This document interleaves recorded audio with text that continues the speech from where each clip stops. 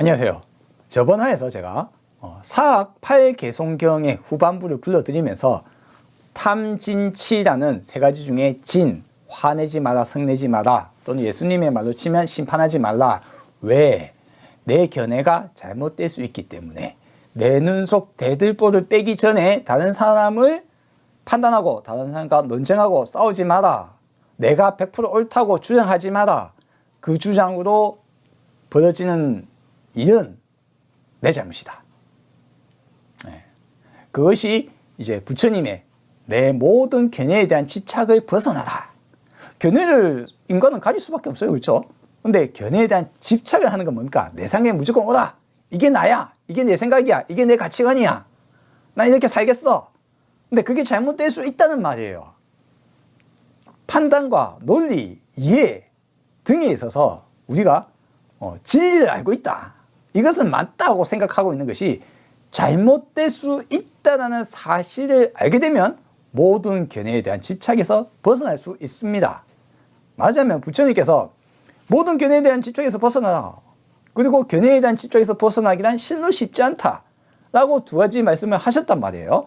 그러면 쉽지 않은 걸 어떻게 할 것인가? 견해에 대한 집착이 벗어나기란 그렇게 어렵다고 하는데 우리가 견해에 대해서 어떻게 타파할 것인가? 방법론적으로 두 가지로 볼 수 있어요. 하나는 이해. 우리가 과연 내 생각이란 것이 이것이 허상에 불과했던 거였구나. 내가 이렇게 믿고 있었던 것이 그거 완전히 허상에 불과한 것이었구나. 이게 완전한 진리가 아니었구나. 이해를 통한 관찰과 이해를 통한 여기서 벗어나는 내 둘러싸고 있는 껍질이 바사삭 부서지는 경험을 해보실 수 있습니다. 다른 한쪽으로는요, 내 견해를 잠시 멈추는 거예요. 내 생각을 잠시 멈추는 겁니다. 사람은 내 견해에 따라 온갖 생각을 하고 그 생각에 따라 내 감정의 변화가 팍팍팍 벌어지거든요. 근데 내 생각을 딱 잠시 멈춰본다 이거예요. 견해에 빠질 수가 없죠. 멈추는 방법은 다른 말로 하자면 요가나 명상이나 사마타 수행이나 또는 지수행 등으로 선정이 든다라는 다양한 표현을 할 수 있습니다. 이 두 가지 방법론이 있고요. 오늘은 그 중에서 관찰, 이해를 통해서 내가 알고 있는, 내가 갖고 있는 이 견해가 옳지 않을 수 있다. 나는 모른다는 사실을 확실히 알게 되면 그러면 이제 그 고집을 버릴 수 있는 겁니다. 상당히 모순적으로 들릴 겁니다. 내가 모른다는 사실을 알아야 된다. 이게 소크라테스의 말로 이야기를 하고 있지만 실제 소크라테스는 나는 알지도 못하고 안다고 생각지도 않는다라고 플라톤이 쓴 책에 그렇게 적혀 있었다고 합니다. 소크라테스가 말을 했다고. 그러면 내가 갖고 있는 견해가 옳지 않다는 것을 한 번쯤 저와 함께 살펴보도록 하겠습니다. 이것 또한 저의 주장이기 때문에 여러분도 한번 같이 들어보시기 바랍니다. 지금까지 제가 쭉 진 파트를 이야기해 왔기 때문에 진 파트 중에 내 견해가 잘못될 수 있다는 것을 첫 번째로 꺼내는 것이 뭐였습니까? 바로 극장의 우상입니다. 과학적 방법론을 제시했던 프랜시스 베이컨이 이 오류에 빠져서 우리가 법칙을 만들면 법칙이 잘못될 수 있다. 법칙을 발견하는데 이와 같은 오류들을 벗어나야 된다 라고 얘기하면서 꺼냈던 방법론 중에 하나가 네 가지 우상을 말씀했습니다. 네 가지 우상 중에 우리는 극장의 우상을 꾸준히 이야기해 왔기 때문에 극장의 우상은 제외하고 그 다음에 이제 나머지 세 개를 오늘 이야기 드릴 거예요. 종족의 우상, 동굴의 우상, 마지막으로 시장의 우상입니다. 이 세 가지 우상을 살펴보면서 과연 내 견해가 잘못될 수 있는가? 내가 모르는구나. 내가 우물한 개구리였구나. 라는 것을 우리도 한 번쯤 생각해 보도록 합시다. 인간이라는 종족의 특성상 우리는 잘못된 판단을 내리는 경향이 있다라는 겁니다. 그러면 인간의 종족의 우상으로 느껴볼 수 있는 것이 무엇이 있는가? 이제 이 파트에 대해서는 이제 딱히 프랜시스 베이컨의 노뵼 오르가눔이라는 책에 적혀 있는 내용이 아니라 제가 이제 지금까지 인류가 가져온 각종 지혜들을 포함해서 설명을 한번 해보도록 하겠습니다. 제일 첫 번째로 우리가 느껴볼 수 있는 건 이겁니다. 세상을 이해하는 데 기준이 되는 것은 뭡니까? 관찰이죠. 근데 관찰 결과가 만약 옳지 않다면 어떻게 될까요? 내가 관찰을 했는데 그게 마치 일부만 보았다면, 그럼 일부만 보아서 세상에 마치 그런 것으로 착각을 하게 되면 어떻게 됩니까? 그럼 잘못된 결론이겠죠. 그런데 인간은 세상의 정보를 얻는 것이 우리의 오감을 통해서만 확인할 수밖에 없습니다. 인간의 오감은 보통 이야기하는 눈, 코, 입, 귀, 촉감 등을 통한 오감을 통해서 세상의 정보를 접합니다. 그런데 이것은 과연 세상에 있는 그대로 보여줄까요? 첫 번째로 한번 시각에 대해서 이야기해 봅시다. 우리 눈은 빨주노초 파남보다는 일반적인 색 상환 중에서 이 빛을 프리즘을 통과시키면 무지개처럼 이와 같은 색상이 보이지 않습니까? 근데 이것이 우리가 확인할 수 있는 색깔의 한계라는 거예요. 빛의 파장의 한계. 적외선, 즉 빨주노초 파남보 중에 빨간색보다 더 파장이 긴 색상, 적외선이라고 하죠. 이 적외선은 우리 눈으로 확인이 안 됩니다.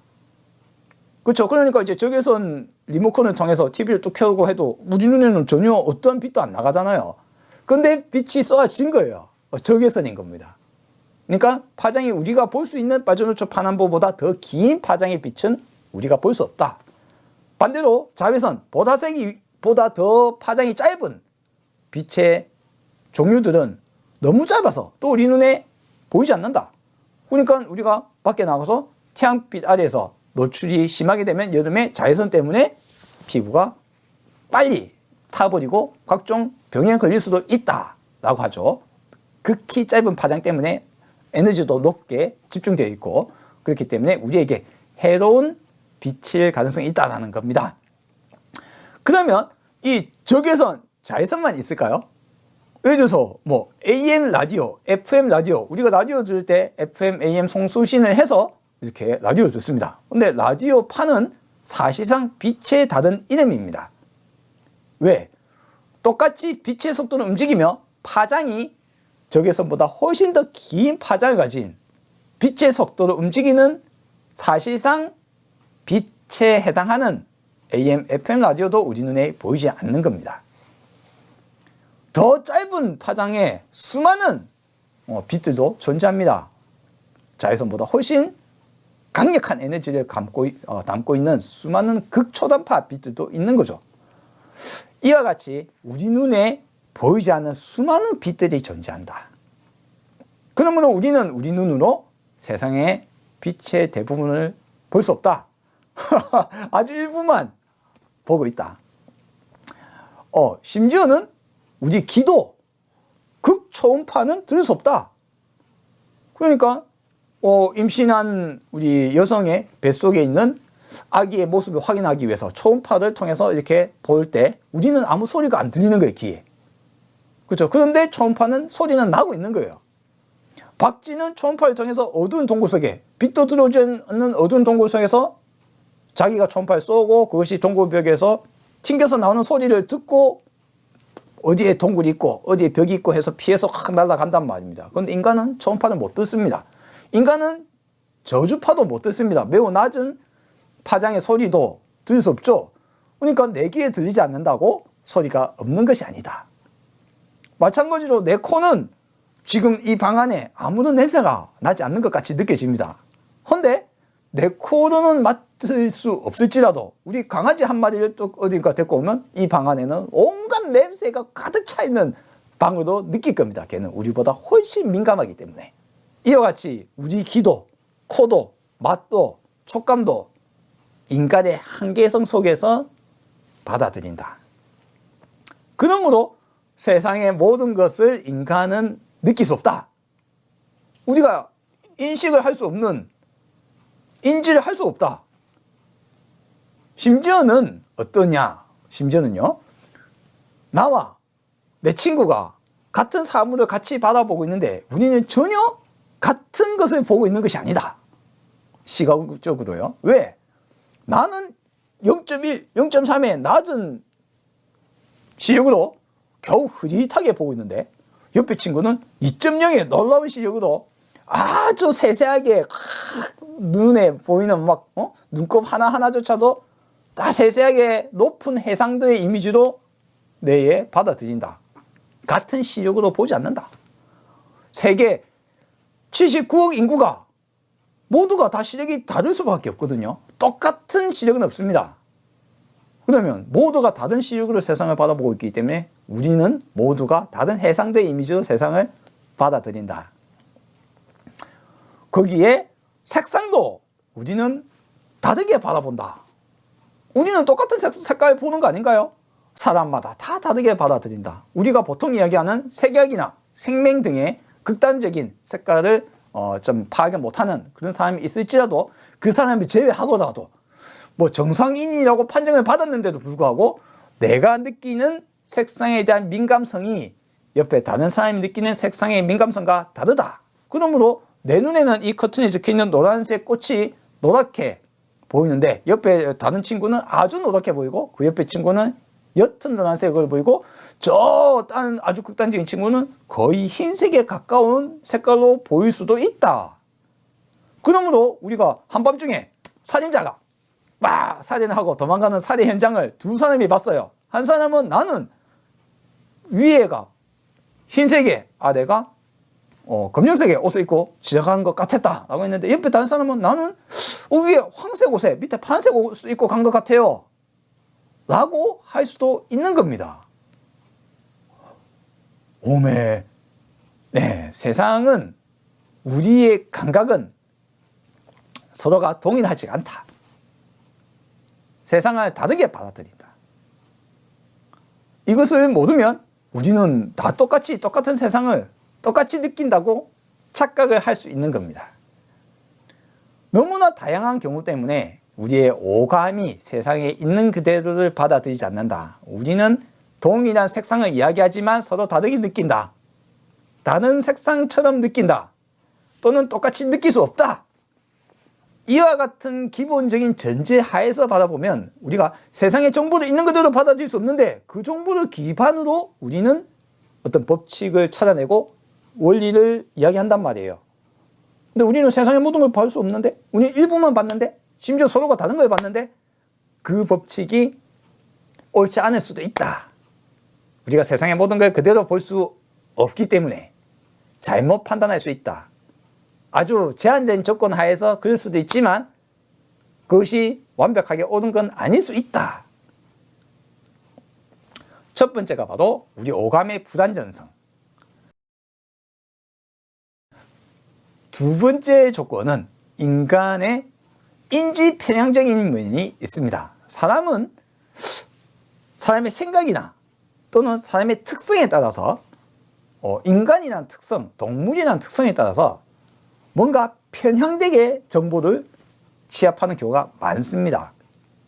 대표적으로 이와 같은 게 있습니다. 확증 편향이라는 게 있습니다. 내가 예를 들어서 제가 윤회가 없다라고 자주 말씀드리죠. 그러면 윤회가 있다는 사람과 윤회가 없다는 사람 각각 자신만의 견해를 갖고 있죠.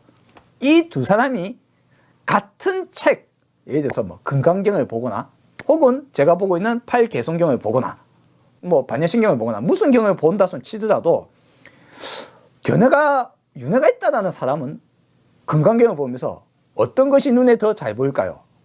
윤회가 언급되는 것이 더 잘 보입니다. 예를 들어서 부처님이 금강경에 적혀 있는 걸 치자면 내가 과거에 전생에서 어떻게 수행할 때 사상, 아상인상, 중생상, 수자상이라는 상이 없다라고 하고 봤기 때문에 이제 이 생에서 부처가 되었다라고 이야기를 한다 칩시다. 그러면 윤회가 있다는 사람 눈에는 보아라, 이 금강경에 윤회의 존재에 대해서 적혀 있지 않느냐. 이걸 부정하면 금강경 전체를 부정하는 것이 된다. 불교를 하는 사람은 윤회를 믿어야 된다 라고 이제 이야기를 전개를 해 나가는 겁니다. 이 사람 눈에는 윤회는 없다라는 말이 금강경 안에 있음에도 불구하고 받아들이기 힘들어요. 그 존재는 별로 안 받아들여집니다. 이것을 확증 편향이라고 합니다. 반대로 윤회가 없다라는 견해를 가진 사람은 금강경을 보면 어떤 생각이 들까요? 뭐 예를 들어서 윤회가 있다는 말의 증거가 되는 부처님이 내가 전생에서 라는 단어를 보고도 그거 그냥 이야기지 방편이지 별로 중요시 안 여기는 거예요. 그건 내 말의 반대편 증거가 되는 것인데 불구하고 그것은 별로 중요하게 안 느껴지고, 반대로 상을 갖지 말라. 존재에 대한 상을 갖지 말라. 윤회를 뭐가 있어서 윤회한다고 그거는 상상하지 마라. 그런 상을 갖지 않아야 부처가 된다. 견해에 집착하지 말라. 존재에 대한 견해에 집착하지 말라는 말이 금강경의 본 뜻이거든요. 근데 그렇게 나는 받아들이면 이 사람은 반대로 윤회가 있다라는 증거들이 경 속에 글이 적혀 있어도 그거는 별로 안 받아들이는 겁니다. 내 눈에는 내 견해에 뒷받침하는 내용만 받아들여지는 겁니다. 이걸 확증 편향이라고 합니다.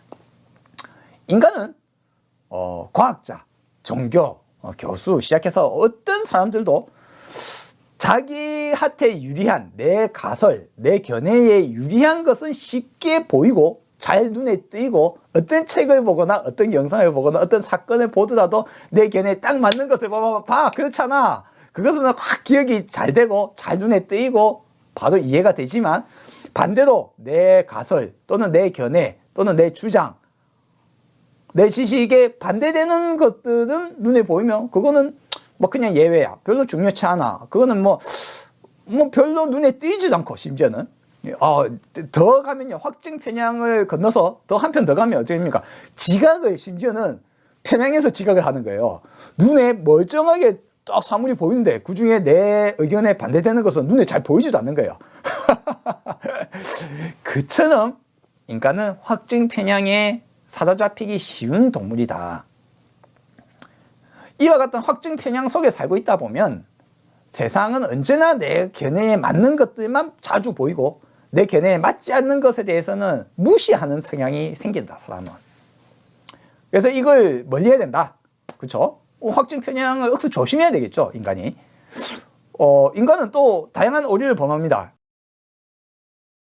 도박사에 오류나는 것이 있습니다.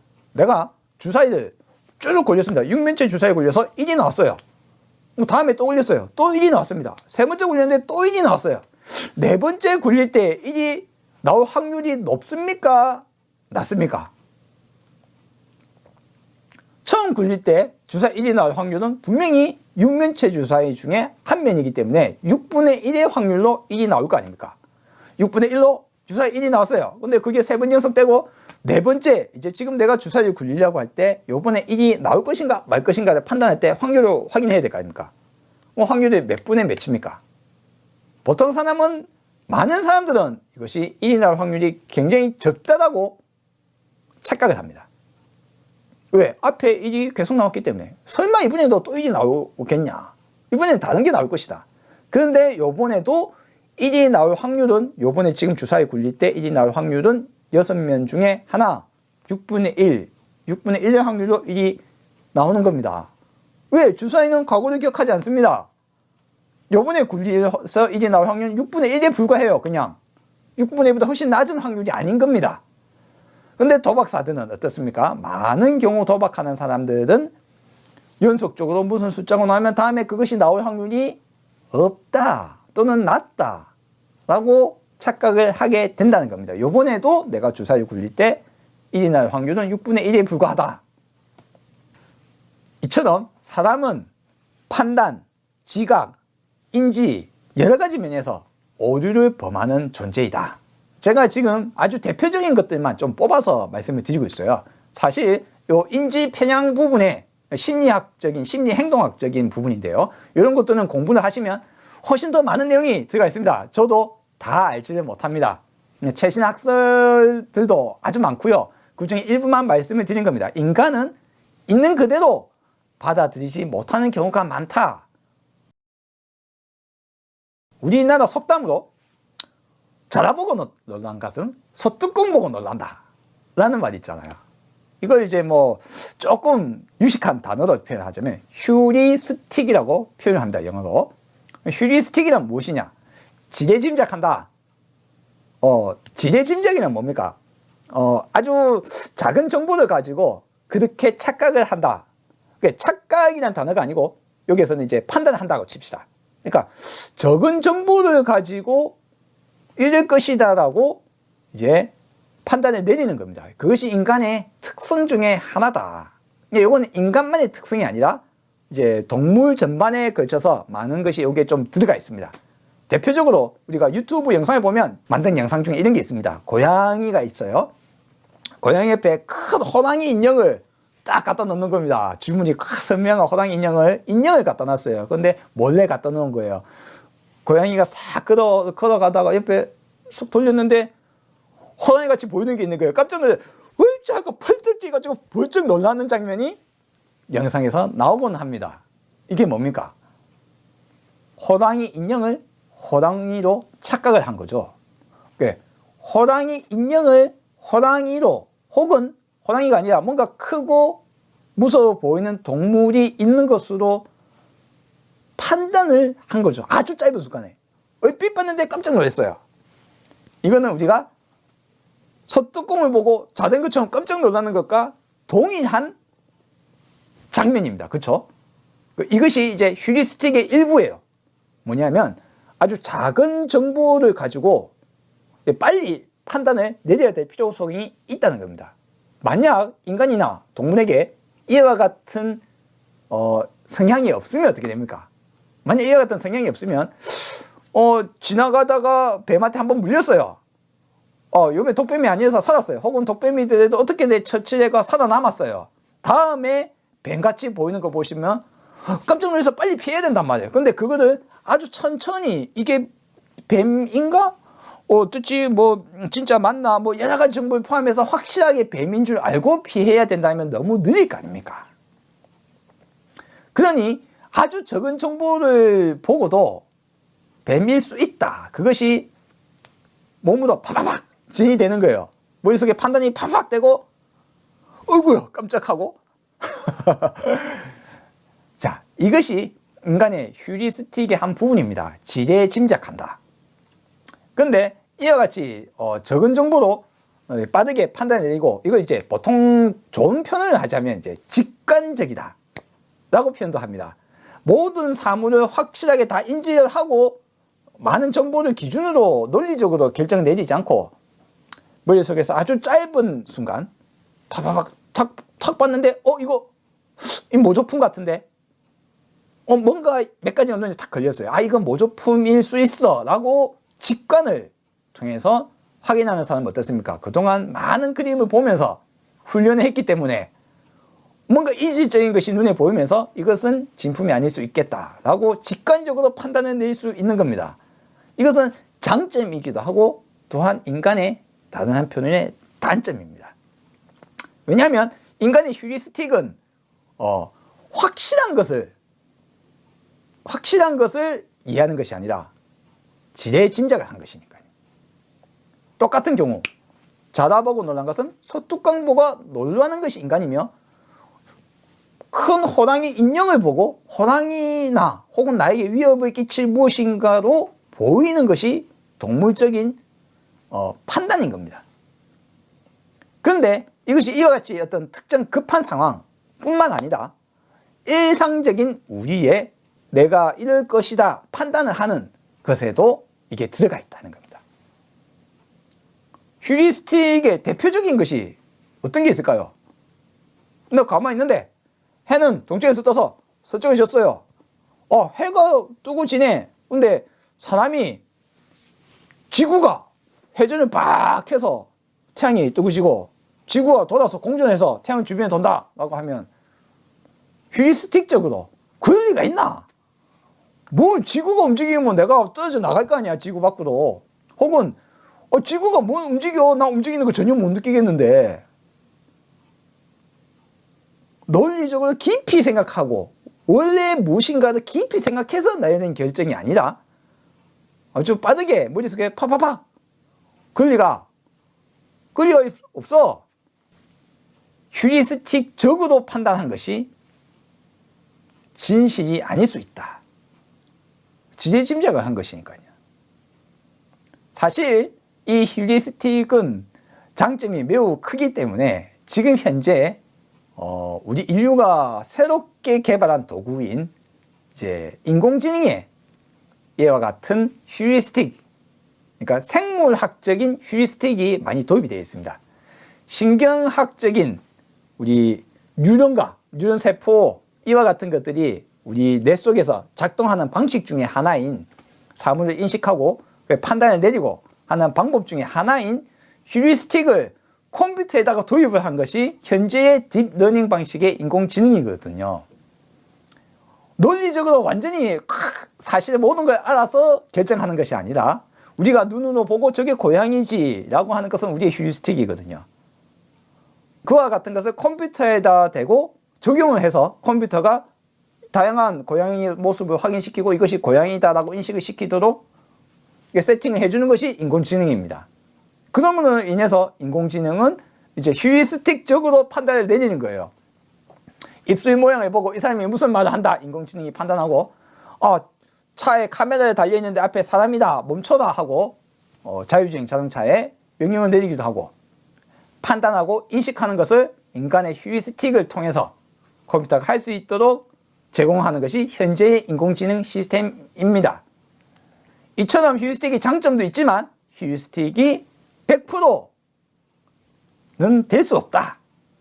지금 인공지능이 100%가 될 수 없는 이유이기도 합니다. 기반이 신경학적인 인간과 동물의 이와 같은 휴리스틱적인 방법론을 썼기 때문에. 그래서 입술 모양을 빼고 100% 저 사람이 무슨 말을 했다라고 할 수는 없는 겁니다. 우리가 번역을 하는데 구글 번역기를 돌리는데 100% 정답이 나오지 않습니다. 근접한 정답에 가까운 퍼센트로 법력의 품질이 결정이 되게 되어 있습니다. 인간의 휴리스틱이 이와 같이 다양한 분야에 이제 적용이 되고 있는데 휴리스틱으로 인해서 우리에게 가장 잘못된 경우가 많이 생깁니다. 이거는 이제 동굴의 우상에서 이제 이야기 나오는 부분과 결합해서 말씀드리겠습니다.